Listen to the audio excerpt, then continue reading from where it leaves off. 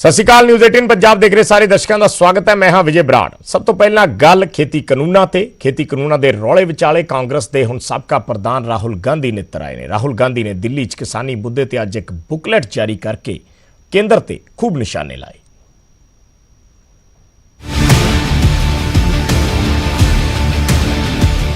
खेती कानूनां नूं लैके कांग्रेस ने केंद्र सरकार ते वड्डा वार कीता है। दिल्ली च राहुल गांधी ने खेती दा खून नां दी एक बुकलेट जारी की है।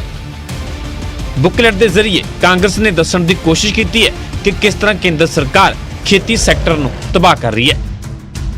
राहुल गांधी ने इल्जाम लगाया कि मोदी सरकार अपने कुछ खास कारपोरेट दोस्तों नूं खुश करने लई किसानी नूं तबाह करन ते तुली है, पर किसान सरकार नूं जवाब देणगे।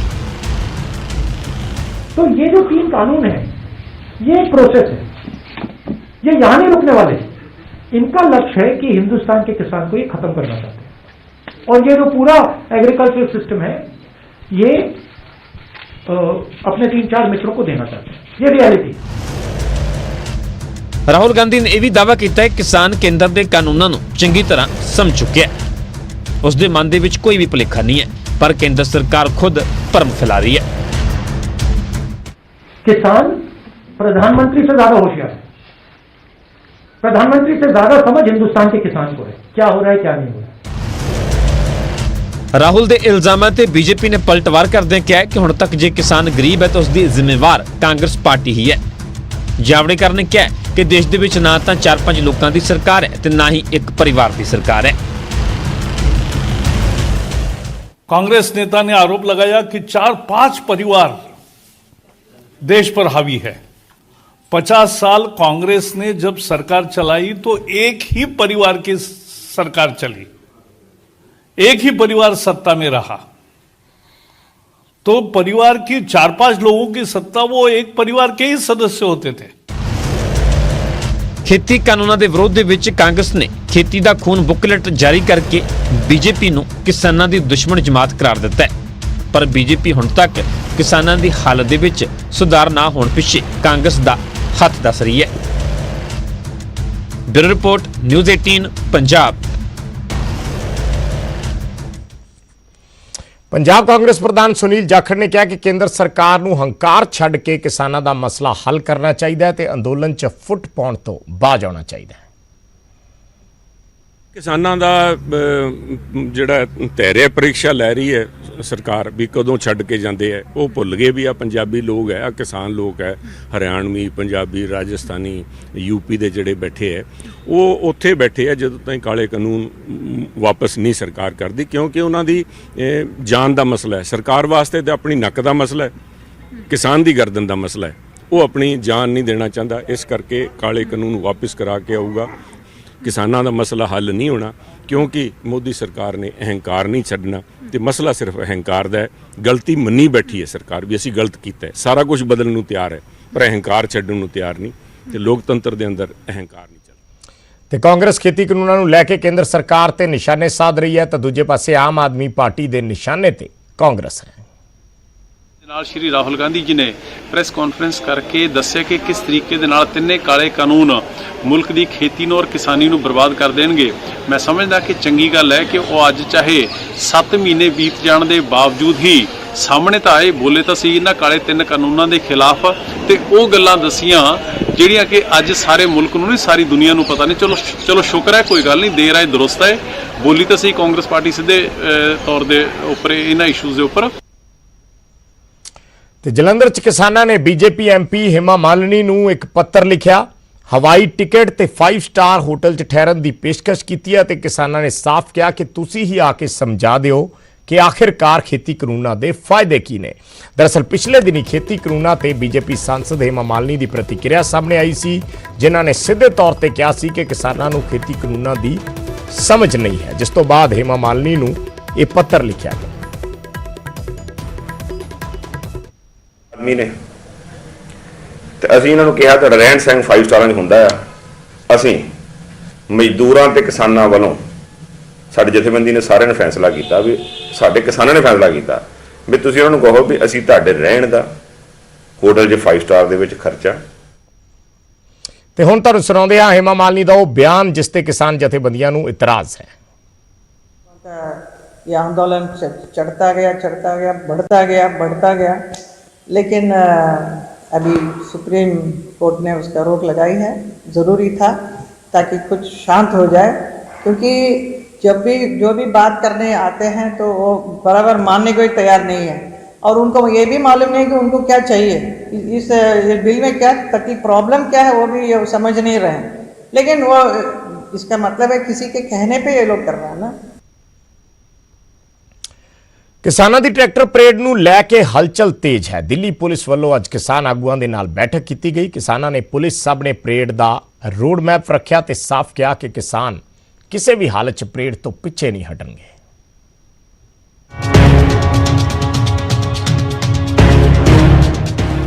ਕਿਸਾਨ ਅੰਦੋਲਨ ਨੂੰ ਹੋਰ ਮਜ਼ਬੂਤ ਕਰਨ ਦੇ ਲਈ 26 ਜਨਵਰੀ ਨੂੰ ਗਣਤੰਤਰ ਦਿਹਾੜੇ ਦੇ ਮੌਕੇ ਤੇ ਦਿੱਲੀ ਦੇ ਵਿੱਚ ਟਰੈਕਟਰ ਪਰੇਡ ਕਰਨ ਜਾ ਰਹੇ ਨੇ।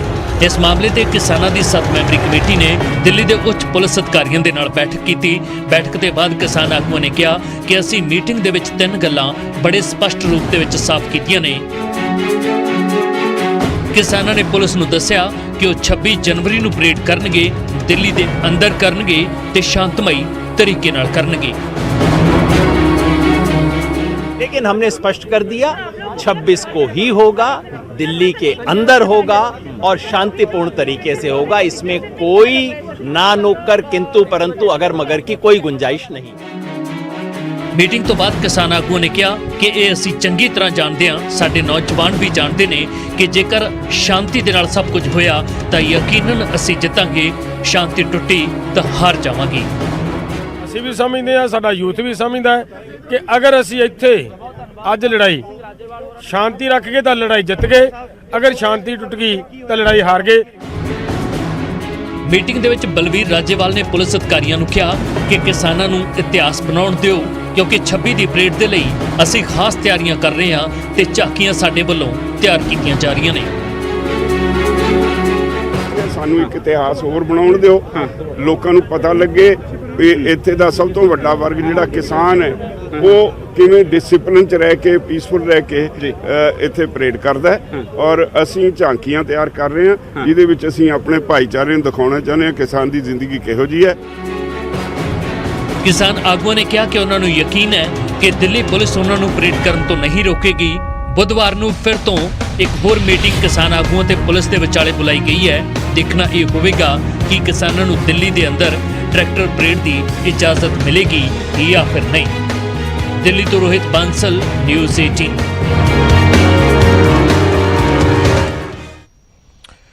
26 ਜਨਵਰੀ ਦੀ ਪਰੇਡ ਦੇ ਲਈ ਖਾਸ ਤਿਆਰੀਆਂ ਕੀਤੀਆਂ ਜਾ ਰਹੀਆਂ ਨੇ। ਜਲੰਧਰ ਦੇ ਪਿੰਡ ਜੰਡਿਆਲਾ ਦੇ ਵਿੱਚ ਟਰੈਕਟਰ ਮਾਰਚ ਕੱਢਿਆ ਗਿਆ।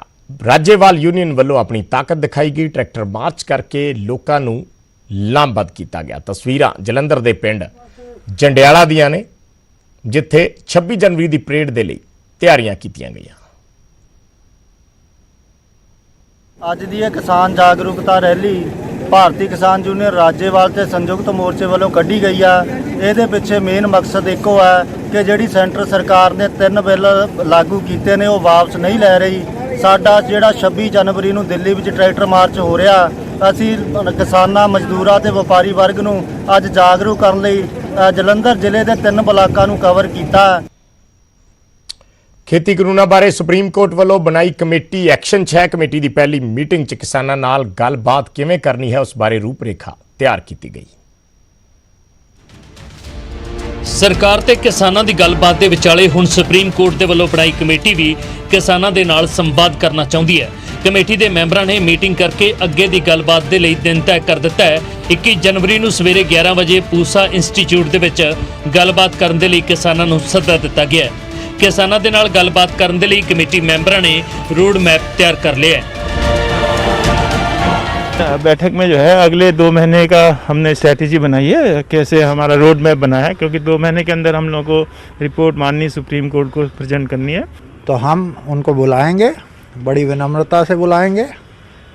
वो यहाँ आते हैं या वीडियो कॉन्फ्रेंस से पार्टिसिपेट करते हैं या हम कोई दूसरे स्टेट्स में जाएंगे, तो उस हिसाब से अगले 1.5 महीना यही काम होगा। कमेटी मैंबरों ने भी स्पष्ट किया कि उन्होंने विचारधारा एक वखरा विषय है। ਪਰ ਉਹਨਾਂ ਦਾ ਕੰਮ ਸਿਰਫ ਕਿਸਾਨਾਂ ਦੀ ਗੱਲ ਸੁਣਨਾ ਅਤੇ ਉਹਨਾਂ ਦੀ ਗੱਲ ਨੂੰ ਕੋਰਟ ਤੱਕ ਪਹੁੰਚਾਉਣਾ ਹੈ। ਅਸੀਂ ਦੇਸ਼ ਭਰ ਦੇ ਕਿਸਾਨਾਂ ਦੇ ਨਾਲ ਗੱਲ ਕਰਨਾ ਚਾਹੁੰਦੇ ਹਾਂ ਅਤੇ ਉਹਨਾਂ ਦੀ ਰਾਏ ਜਾਣਨਾ ਚਾਹੁੰਦੇ ਹਾਂ। हमारे विचार कुछ भी हो सकते हैं, लेकिन हमको माननीय सुप्रीम कोर्ट ने हमें अपने विचारों को देने के लिए नहीं बिठाया है। हमें उन्होंने जो फार्मर्स के व्यूज़ हैं, फार्मर एसोसिएशंस के व्यूज़ हैं, यूनियंस के व्यूज़ हैं, उनके व्यूज़ को माननीय सुप्रीम कोर्ट तक हमारा पहुंचाने का कर्तव्य है। ਸੁਪਰੀਮ ਕੋਰਟ ਦੇ ਵੱਲੋਂ ਬਣਾਈ ਕਮੇਟੀ ਭਾਵੇਂ ਅੰਦੋਲਨਕਾਰੀ ਕਿਸਾਨਾਂ ਨੂੰ ਗੱਲਬਾਤ ਕਰਨ ਦੀ ਅਪੀਲ ਕਰ ਰਹੀ ਹੈ, ਪਰ ਕਿਸਾਨ ਜਥੇਬੰਦੀਆਂ ਨੇ ਕਿਹਾ ਕਿ ਇਸ ਕਮੇਟੀ ਦੇ ਨਾਲ ਉਹਨਾਂ ਦਾ ਕੋਈ ਲੈਣਾ ਦੇਣਾ नहीं है। सुप्रीम कोर्ट ने जो कमेटी बनाई है, क्या उसमें आप लोगों की भागीदारी नहीं? हमारी कोई भागीदारी नहीं। क्या वजह है कि सुप्रीम कोर्ट की कमेटी नहीं, हम तो कोर्ट में गए ही नहीं। जो ये मूवमेंट चल रहा है जितनी जगह, ये कोई आदमी कोर्ट में नहीं गया। ਇਸ ਵਿਚਾਲੇ ਕਮੇਟੀ ਤੋਂ ਵੱਖ ਹੋਏ ਭੁਪਿੰਦਰ ਸਿੰਘ ਮਾਨ ਨੂੰ ਲੈ ਕੇ ਸੁਪਰੀਮ ਕੋਰਟ ਦੇ ਵੱਲੋਂ ਇੱਕ ਅਹਿਮ ਟਿੱਪਣੀ ਕੀਤੀ ਗਈ ਹੈ। Chief justice ਐਸ.ਏ. ਬੋਬੜੇ ਨੇ ਕਿਹਾ, ਕਾਨੂੰਨਾਂ ਨੂੰ ਸਮਝਣ ਦੇ ਵਿੱਚ ਕੁਝ ਗਲਤਫਹਿਮੀ ਹੈ, ਜਿਸ ਉੱਪਰ ਅਸੀਂ ਧਿਆਨ ਦੇ ਰਹੇ ਹਾਂ। ਕਮੇਟੀ ਦਾ ਹਿੱਸਾ ਬਣਨ ਤੋਂ ਪਹਿਲਾਂ ਇੱਕ ਵਿਅਕਤੀ ਦੀ ਰਾਏ ਹੋ ਸਕਦੀ ਹੈ, ਪਰ ਬਾਅਦ ਵਿੱਚ ਬਦਲ ਵੀ ਸਕਦੀ ਹੈ। ਜੇ ਕੋਈ ਮੈਂਬਰ ਆਪਣਾ ਵਿਚਾਰ ਪ੍ਰਗਟ ਕਰਦਾ ਹੈ ਤਾਂ ਇਸ ਦਾ ਮਤਲਬ ਇਹ ਨਹੀਂ ਕਿ ਉਹ ਕਮੇਟੀ ਦੇ ਮੈਂਬਰ ਵਜੋਂ ਅਯੋਗ ਹੈ। ਕਮੇਟੀ ਦੇ ਮੈਂਬਰ ਸਿਰਫ ਰਾਏ ਦੇ ਸਕਦੇ ਨੇ, ਪਰ ਫੈਸਲਾ ਤਾਂ ਜੱਜ ਹੀ ਕਰਨਗੇ। ਸੁਪਰੀਮ ਕੋਰਟ ਦੇ ਵੱਲੋਂ ਬਣਾਈ ਕਮੇਟੀ ਨੇ ਆਪਣਾ ਕੰਮ ਸ਼ੁਰੂ ਕਰ ਦਿੱਤਾ ਹੈ, ਪਰ ਵੱਡਾ ਸਵਾਲ ਇਹੀ ਹੈ ਕਿ ਇਹ ਕਮੇਟੀ ਅੰਦੋਲਨਕਾਰੀ ਕਿਸਾਨਾਂ ਦੇ ਨਾਲ ਰਾਬਤਾ ਕਿਵੇਂ ਬਣਾਏਗੀ। ਦਿੱਲੀ ਤੋਂ ਰਵੀ ਮਿਸ਼ਰਾ, ਨਿਊਜ਼ 18। ਤੇ ਖਬਰ ਸ਼ਿਮਲਾ ਤੋਂ। ਸ਼ਿਮਲਾ 'ਚ ਅੱਜ ਸ਼ਿਮਲਾ ਪੁਲਿਸ ਵੱਲੋਂ 3 ਨੌਜਵਾਨਾਂ ਨੂੰ ਹਿਰਾਸਤ 'ਚ ਲਿਆ ਗਿਆ ਸੀ। 5 ਘੰਟੇ ਦੀ ਉਹਨਾਂ ਕੋਲੋਂ ਪੁੱਛਗਿੱਛ ਕੀਤੀ ਗਈ। ਉਸ ਤੋਂ ਬਾਅਦ ਉਹਨਾਂ ਨੂੰ ਸ਼ਰਤਾਂ ਨਾਲ ਜ਼ਮਾਨਤ ਤੇ ਰਿਹਾ ਕਰ ਦਿੱਤਾ ਗਿਆ।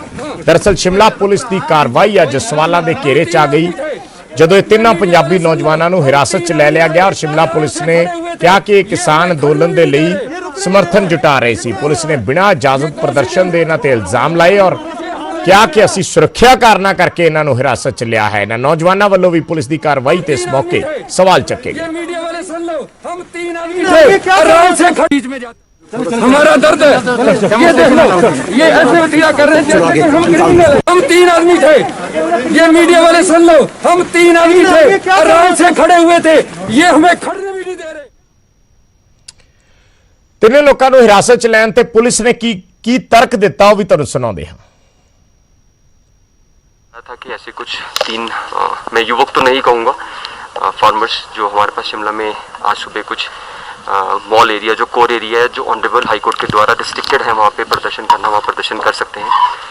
ऐसी कोई परमिशन ना तो प्रशासन के पास अप्लाई की गई थी, ना लोकल एसडीएम के पास अप्लाई की थी, ना लोकल एसएचओ के पास, राइट। तो उनको अभी हमने प्रिवेंटिव सेक्शन में बुक किया है और उनको थाने लाया गया है। ये तीनों मोहाली क्षेत्र 69 फेज के बताए जा रहे हैं और इनकी हम सिक्योरिटी चेक कर रहे हैं। ਤੇ ਉਧਰ ਹਿਮਾਚਲ ਕਾਂਗਰਸ ਦੇ ਪ੍ਰਧਾਨ ਕੁਲਦੀਪ ਰਾਠੌੜ ਨੇ ਵੀ ਪੁਲਿਸ ਦੀ ਕਾਰਵਾਈ ਤੇ ਸਵਾਲ ਖੜੇ ਕੀਤੇ ਨੇ। ਰਾਠੌੜ ਨੇ ਕਿਹਾ ਕਿ ਹਿਮਾਚਲ ਦੇ ਸੀਐਮ ਦੇ ਇਸ਼ਾਰੇ ਤੇ ਨੌਜਵਾਨਾਂ ਨੂੰ ਹਿਰਾਸਤ 'ਚ ਲਿਆ ਗਿਆ है। इन्होंने ना तो नारे लगाए, ना ही कोई इस तरह की इन्होंने बात की, तो किस आधार पे इनको यहाँ लाया गया है। तो हमें यह बताया गया कि ये प्रिवेंटिव मेजर लिए गए इनके पासपोर्ट से। तो मुझे मैं कानूनी तौर पे ये बोलना चाहता हूँ कि no case is made out against these people. इनके खिलाफ कोई केस बनता नहीं। तो हमें ये बताया गया कि ये उनके खिलाफ कोई केस ये रजिस्टर नहीं करेंगे। उन्हें जो है एक छोटे कमर्शियल ब्रेक, जल्द वापस आने। ਪ੍ਰਧਾਨਮੰਤਰੀ ਮੋਦੀ ਨੇ ਹਾਲ 'ਚ ਹੀ ਆਪਣੇ ਮਨ ਕੀ ਬਾਤ ਪ੍ਰੋਗਰਾਮ 'ਚ ਭਾਰਤ ਨੂੰ ਵਿਸ਼ਵ ਦਾ ਟੌਏ ਹੱਬ ਬਣਾਉਣ ਦੀ ਗੱਲ ਕਹੀ ਸੀ। ਇਸ ਦਿਸ਼ਾ 'ਚ ਭਾਰਤ ਸਰਕਾਰ ਨੇ ਟੌਏ ਕੈਥਨ 2021 ਦੀ ਸ਼ੁਰੂਆਤ ਕੀਤੀ ਹੈ, ਜਿਸ ਨਾਲ ਭਾਰਤ ਦੇ $1 ਬਿਲੀਅਨ ਦੇ ਖਿਲੌਣਾ ਉਦਯੋਗ ਦੇ ਸਮਰੱਥ ਹੋਣ 'ਚ ਮਦਦ ਮਿਲੇਗੀ। ਟੌਏ ਕੈਥਨ 2021 'ਚ ਭਾਗ ਲੈਣ ਦੀ ਆਖਰੀ ਤਰੀਕ 20 ਜਨਵਰੀ ਹੈ ਤੇ ਇਸ ਦੇ ਜੇਤੂਆਂ ਨੂੰ 50 ਲੱਖ ਰੁਪਏ ਦੇ ਇਨਾਮ ਦਿੱਤੇ ਜਾਣਗੇ।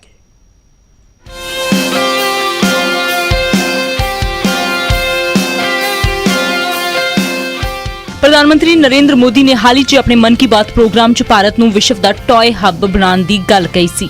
ਇਸ ਦਿਸ਼ਾ 'ਚ ਭਾਰਤ ਸਰਕਾਰ ਨੇ ਟੌਏ ਕੈਥਨ 2021 ਦੀ ਸ਼ੁਰੂਆਤ ਕੀਤੀ ਹੈ। ਕੇਂਦਰੀ ਮੰਤਰੀ ਸਮ੍ਰਿਤੀ ਇਰਾਨੀ ਤੇ ਰਮੇਸ਼ ਪੋਖਰਿਆਲ ਨੇ ਟੌਏ ਕੈਥਨ 2021 ਦੀ ਸ਼ੁਰੂਆਤ ਕੀਤੀ। ਇਸ ਟੌਏ ਕੈਥਨ ਦਾ ਮਕਸਦ ਭਾਰਤੀ ਸੰਸਕ੍ਰਿਤੀ ਤੇ ਸਾਹਿਤ ਨੂੰ ਵਧਾਉਣਾ, ਉਸ ਦੇ ਮੁੱਲ ਨੂੰ ਲੋਕਾਂ ਨੂੰ ਦਿਖਾਉਣਾ ਤੇ ਖਿਡੌਣੇ ਤੇ ਗੇਮਸ ਡਿਜ਼ਾਈਨ ਕਰਨਾ ਹੈ। ਇਸ ਦੇ ਲਈ ਵਿਦਿਆਰਥੀਆਂ, ਡਿਜ਼ਾਈਨਸ ਐਕਸਪਰਟ ਅਤੇ ਸਟਾਰਟਅਪਸ ਦਾ ਸਾਥ ਲਿਆ ਜਾਵੇਗਾ। ਇਸੇ ਤਰ੍ਹਾਂ ਭਾਰਤ ਨੂੰ ਗੇਮਾਂ ਅਤੇ ਖਿਡੌਣਿਆਂ ਦੇ ਗਲੋਬਲ ਹੱਬ ਦੇ ਤੌਰ ਤੇ ਉਭਾਰਨ ਦੇ ਵਿੱਚ ਮਦਦ ਮਿਲੇਗੀ। ਇਸ ਦੇ ਨਾਲ ਖਿਡੌਣਾ ਉਦਯੋਗ ਅਤੇ ਸਥਾਨਕ ਉਤਪਾਦਾਂ ਦੇ ਲਈ ਇੱਕ ਇਕੋਸਿਸਟਮ ਤਿਆਰ ਹੋਵੇਗਾ ਅਤੇ ਉਹਨਾਂ ਦੀ ਸਮਰੱਥਾ ਦਾ ਪੂਰਨ ਤੌਰ ਤੇ ਉਪਯੋਗ ਹੋ ਸਕੇਗਾ।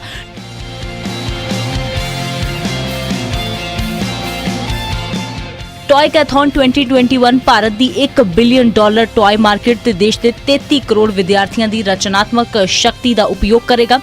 ਨਾਲ ਹੀ ਸਕੂਲੀ ਵਿਦਿਆਰਥੀਆਂ ਨੂੰ ਖਿਡੌਣੇ ਡਿਜ਼ਾਈਨ ਕਰਨ ਦੇ ਲਈ ਵੀ ਪ੍ਰੇਰਿਤ ਕਰੇਗਾ। ਟੌਏ ਕੈਥਨ 2021 ਇੱਕ ਅਨੋਖੀ ਪਹਿਲ ਹੈ ਜਿਸ ਦੇ ਵਿੱਚ ਮਹਿਲਾ ਤੇ ਬਾਲ ਕਲਿਆਣ ਵਿਭਾਗ, ਸੂਚਨਾ ਤੇ ਪ੍ਰਸਾਰਣ ਮੰਤਰਾਲਾ, ਸਿੱਖਿਆ ਮੰਤਰਾਲਾ, ਉਦਯੋਗ ਮੰਤਰਾਲਾ, ਕੱਪੜਾ ਮੰਤਰਾਲਾ ਸ਼ਾਮਿਲ ਹੈ। ਟੌਏ ਕੈਥਨ 2021 9 ਥੀਮਸ ਤੇ ਆਧਾਰਿਤ ਹੈ। ਭਾਰਤੀ ਸੰਸਕ੍ਰਿਤੀ, ਇਤਿਹਾਸ, ਸਿੱਖਿਆ, ਸਮਾਜਿਕ ਕਦਰਾਂ ਕੀਮਤਾਂ, ਵਾਤਾਵਰਣ, ਖੇਡ ਕੁੱਦ ਅਤੇ ਫਿਟਨੈਸ, ਸਟਾਰਟਅਪ ਅਤੇ ਟੌਏ ਐਕਸਪਰਟ ਤੋਂ ਇਲਾਵਾ ਸਕੂਲ, ਕਾਲਜ ਅਤੇ ਯੂਨੀਵਰਸਿਟੀ ਦੇ ਵਿਦਿਆਰਥੀਆਂ ਤੇ ਅਧਿਆਪਕ ਨੇ ਉਹਨਾਂ ਨੂੰ ਇਸ ਦੇ ਵਿੱਚ ਭਾਗ ਲੈਣ ਦੀ ਇਜਾਜ਼ਤ ਹੈ ਅਤੇ ਉਹ ਆਪਣੇ ਸੁਝਾਅ ਵੀ ਭੇਜ ਸਕਣਗੇ। ਟੌਏ ਕੈਥਨ 2021 ਚ ਸੁਝਾਅ ਦੇਣ ਦੀ ਆਖਰੀ ਤਾਰੀਖ 20 ਜਨਵਰੀ ਹੈ। ਟੌਏ ਕੈਥਨ 2021 ਦੇ ਵਿੱਚ ਜਿੱਤਣ ਵਾਲਿਆਂ ਨੂੰ 50 ਲੱਖ ਰੁਪਏ ਦਿੱਤੇ ਜਾਣਗੇ। ਟੌਏ ਕੈਥਨ 2021 ਦਾ ਗ੍ਰੈਂਡ ਫਿਨਾਲੇ 23 ਤੋਂ 25 ਫਰਵਰੀ ਤੱਕ ਚੱਲੇਗਾ।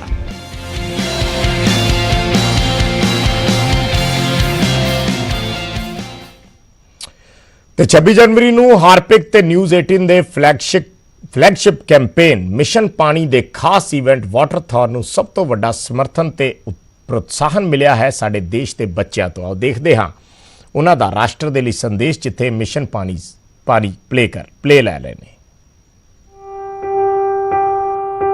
स्वच्छता और पानी।